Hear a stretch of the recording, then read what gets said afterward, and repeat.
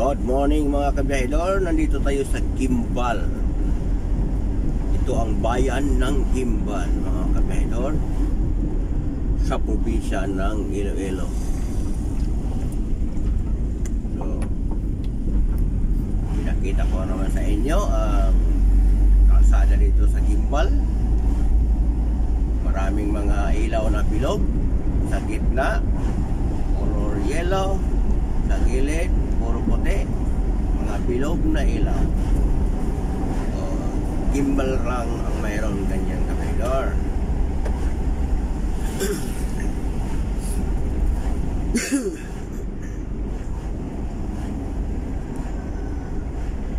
So, ito ang morning view ng Gimbal mga kabiyahedor. Pansin natin ang ilaw sa gitna. So, ang dito sa may island, mga yellow. Sa gilid-gilid naman, puro mga bilog na mga puti. Gimbal lang ang may ganito. Parang dekorasyon lang to eh. Kasi hindi naman talaga siya pinawanag, no? Parang ano lang siya, dekorasyon. Kaunti lang liwanag. Diba?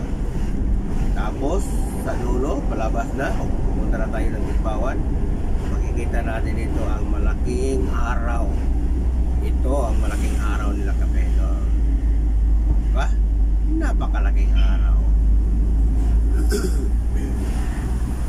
Gimbal lang ang mayroon ganyan kabiyahedor.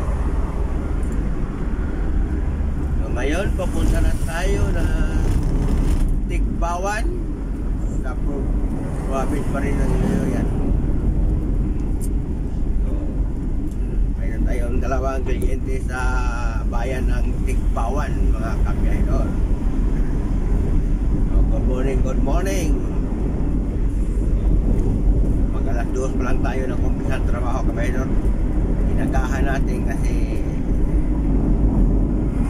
mahirap na, no? Kasi maraming mga festival na madaanan natin, no? Lalo na sa Bacolod, no? Happy Mascara Festival. Talagang bukas na pagkano highlight bukas yata. So magpunta rin tayo doon. So iiwasan natin yung saan yung bandang ibuntil, ha? Ang mahalaga mga kabiyahedor na tahan natin yung mga kliyente natin. Ito na ako. Good morning! Thank you for watching sa view ng Biyahedor TV.